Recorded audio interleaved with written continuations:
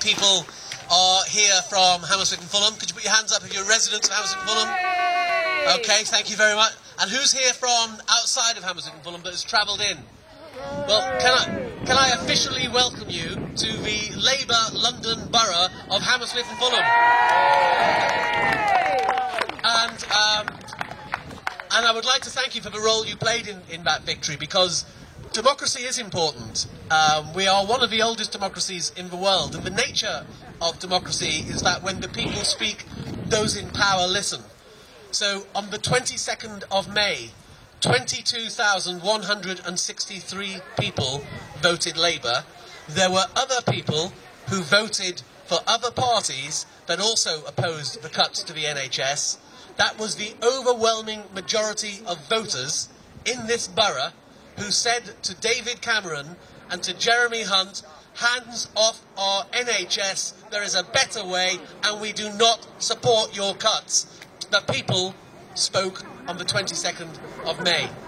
Now, since that point, we have met with the Chief Executive of Imperial, we have met with the Strategy Director of NHS North West London, and we have met with the Chair of the CCG.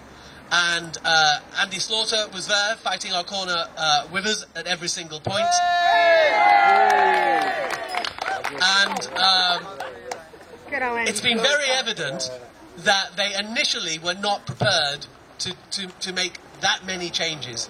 But by the end of the second meeting, I think when they were cleaning up the mess we left on the floor, they realised that they're going to have to make some serious changes.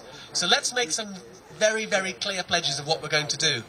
This Labour Council will use every single power at its disposal to defend Charing Cross Hospital and protect our borough's A&Es. The hospital has not been saved, as the previous administration said. When we asked the Strategy Director about it being true, of the 13% they wanted to cut our hospital to, he said it may be marginally more, it may be less. So what is absolutely clear is the government are planning to decimate our local health services. So what we're going to do is to build up a massive public campaign that marches on Downing Street, and for the next year, a year of the general election, lets everybody know who is seeking power that the route to do that is to come out firmly in defence of the British National Health Service. That's what we're going to be doing. This council will lead the fight locally at every single point of the way, and we will lead it with all of you by our side, fighting to take that message.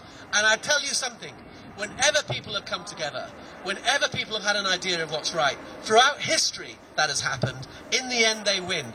We stand on the shoulders of the giants who built our NHS on this day when it first came into building. The torch has been passed to us and this generation to defend the NHS. That is something we do solemnly and we will do vigorously. So let's take that fight, let's live up to the highest ideals of the NHS and the people who founded it, and let's make sure that the NHS is here for our children and grandchildren and generations come, and remains the pride of the United Kingdom and a message to the world about universal healthcare. Thank you very much. Thank you. Thanks, Stephen. Next up is the person who has got the hospital's brief for the cancer.